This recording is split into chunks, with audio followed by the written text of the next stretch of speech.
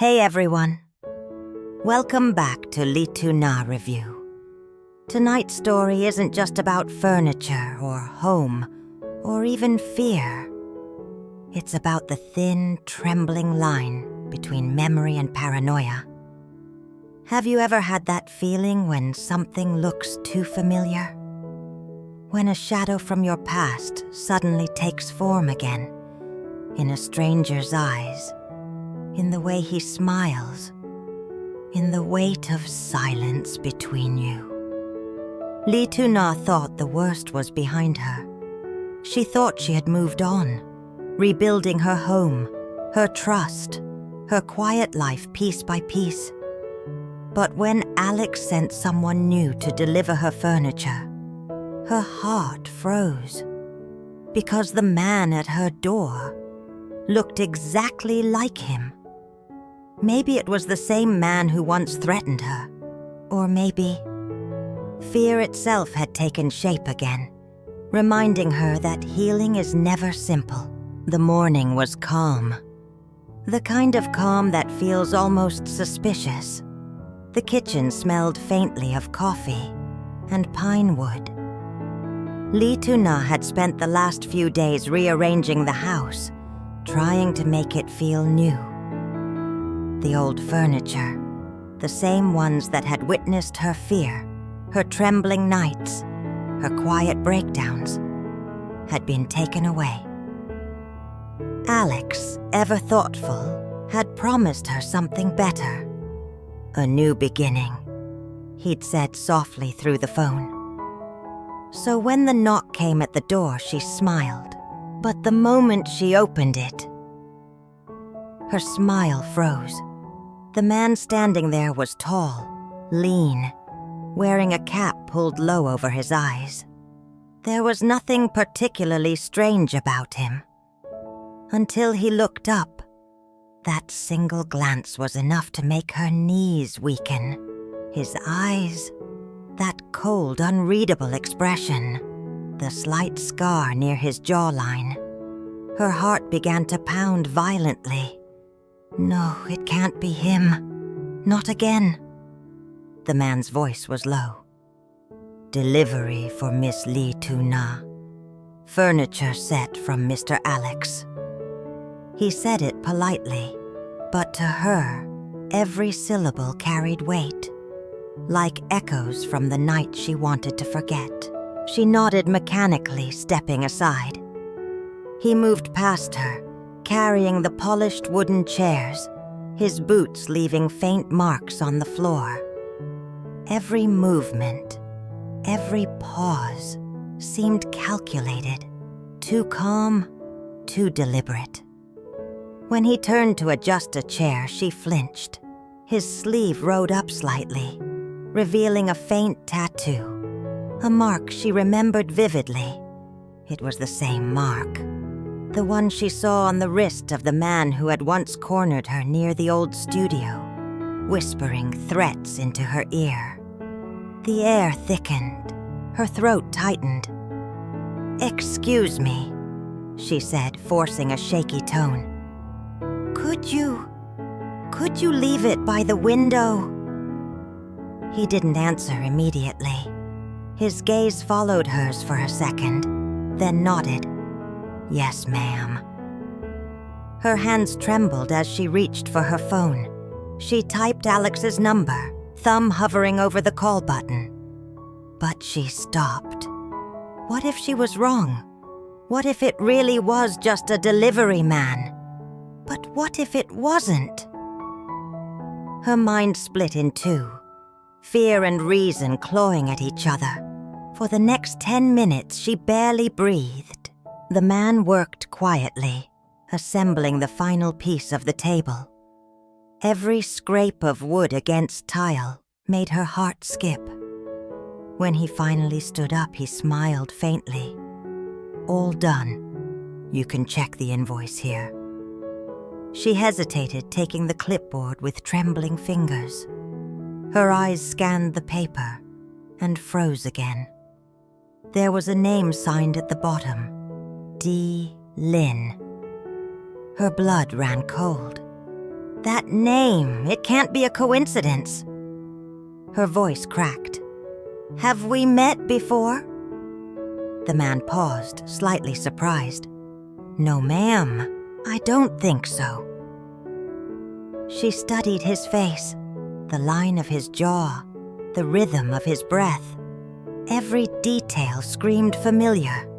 He looked at her a second longer, too long, and then said, "I'll be on my way." The door shut behind him. Silence filled the room. Lee Tu-na stood motionless, staring at the new furniture. Her pulse still raced, the edges of her fear pressing in like shadows. She reached for the glass of water, but her hand shook so badly that it spilled across the table. That's when she saw it. A faint fingerprint smudged on the edge of the chair. Her heart skipped again. Hours passed before she gathered enough courage to call Alex. "Alex," she whispered, "who did you send to deliver the furniture today?" There was a pause on the other end, the familiar hum of his office in the background. "Oh, that's Daniel Lin, a friend of mine. He runs the workshop. Why? Was there a problem?" "Lin," she repeated softly. Does he have a scar near his jaw?" Alex chuckled lightly. "Yeah, he got that years ago. Motorcycle accident. Why?" Her hand tightened around the phone. "Nothing. I just thought I knew him." There was a moment of silence before Alex spoke again, gentler this time. "Tuna, are you okay?" She exhaled slowly, forcing her voice to steady. "Yeah, I'm fine. I just need a moment." Later that night, when the moonlight poured across the living room, she sat on the floor staring at the new table. Every reflection on its surface felt like a test. Her fear had tricked her before. Blurred faces, distorted memories. Trauma doesn't vanish. It just hides, waiting for moments like this to return. She replayed the man's voice in her head. Calm, respectful, nothing like the harsh whisper that haunted her dreams. Maybe it really wasn't him. Maybe she had just seen what she feared most. And that's when the realization hit her. The past didn't have to be real to still have power over her. She pressed her palms against the cool wood, whispering, almost to herself, "Maybe it was just me, all along." A faint breeze slipped through the open window, carrying the scent of pine and rain. The fear that had once suffocated her began to fade, replaced by a strange calm. The kind that comes not from safety, but from surrender. Because sometimes healing doesn't mean forgetting. It means forgiving yourself for remembering. And that is the hidden chapter of Lee Tu-na's story. A story born not from truth, but from fear. A misunderstanding that revealed how fragile the line between danger and imagination can be. He pauses. Maybe that's all it ever was. A moment where Lee Tu-na looked too closely at her own shadow. And that's the theory born from Lee Tu-na Review's mistaken glance. Now, let's return to the main storyline. The morning after that unsettling delivery, the world outside Lee Tu-na's window seemed deceptively ordinary. Birds sang. The wind rustled the leaves outside the kitchen. Yet inside, there was a strange stillness, the kind that follows an emotional storm. Alex had insisted on coming over that day. He said he wanted to see how the furniture fit the space. But Tuna knew him too well. He wasn't coming to see the furniture. He was coming to see her. When the doorbell rang, she hesitated. This time, the sound didn't make her flinch. Just breathe deeply before opening the door. "Hey," Alex said softly, holding a paper bag of pastries. "Peace offering?" A reluctant smile tugged at her lips. "You always think sugar fixes everything." He grinned. "It usually does." They sat at the new table. The wood gleamed under the morning light, smooth, flawless, still carrying the faint scent of pine. Tuna traced her fingers along its surface, half to ground herself, half to prove to her mind that it was real. Alex leaned forward, his tone turning gentle. "You looked pale on the phone yesterday. What happened, Tuna?" She hesitated, her throat tightening. "I thought I saw someone I knew. Someone from before." "Before what?" he asked carefully. Her eyes flickered toward the window, where the light fell in narrow lines across the floor.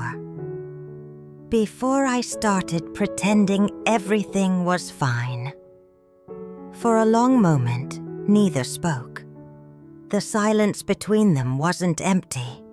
It was heavy, filled with all the words they hadn't yet learned to say. Finally, Alex exhaled. "You don't have to keep pretending. Not with me." Her heart trembled at the sincerity in his voice.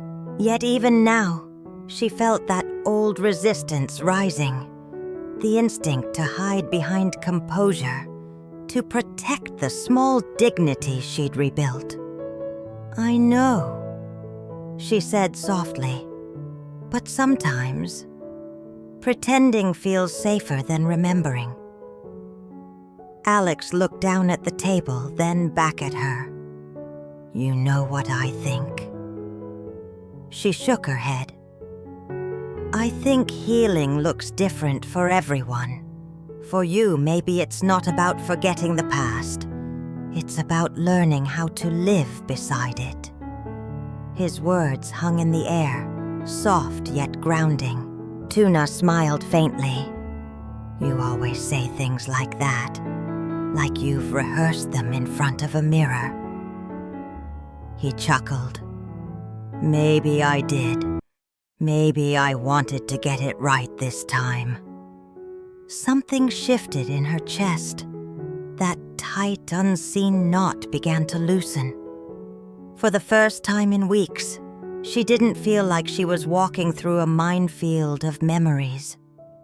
She was just there, sharing quiet space with someone who refused to rush her healing. They ate in silence for a while, the kind that feels safe. The sound of the city hummed faintly in the background. After breakfast, Alex stood up, brushing crumbs from his sleeve. "By the way," he said casually, "Daniel told me you looked terrified when he came by. He was worried he'd done something wrong." Tuna froze, then laughed. A soft, embarrassed sound that surprised even her. "Oh God, I really did scare him, didn't I?" Alex smiled. "He said you looked like you'd seen a ghost." "Maybe I did," she whispered. "But sometimes ghosts live inside us." Alex nodded quietly, understanding the weight beneath her words. He reached out, gently resting his hand on hers. "Then let's not fight them. Let's learn to talk to them instead." Her eyes softened. There was something profoundly human in the way he said it. No judgment, no urgency. Just quiet companionship. Outside, the wind picked up, carrying the faint echo of laughter from the street. For a moment, the world felt new again. Not because the fear was gone, but because she finally realized she could live beyond it. The camera would linger on her face then, not broken, not entirely healed, but real. And in that fragile, luminous stillness, Lee Tuna began to breathe again. That evening, the house felt different. The air was softer, as if something invisible had shifted. Lee Tuna moved slowly through the rooms, running her fingers along the new furniture, touching each surface as if it could answer the questions still lingering in her heart. She paused near the window, watching the sky turn gold, then deep blue.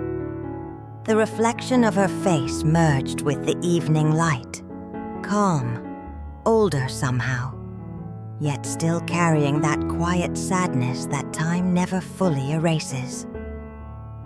When the doorbell rang again, she didn't jump this time. Alex stood outside, holding a small plant wrapped in brown paper. "I forgot to give you this earlier," he said. "A housewarming gift." She smiled, accepting it. "You know I can't keep anything alive." "Then let this one be the first," he replied softly. "It doesn't need much, just a bit of light. And patience." She set it on the windowsill. The leaves trembled gently under the breeze, fragile, alive, hopeful. They stood there in silence for a moment. There was a warmth between them, something unspoken, but deeply understood. Alex looked at her, his gaze steady. "You know," he said quietly, "I used to think you were the strongest person I'd ever met. But I don't think that's it anymore."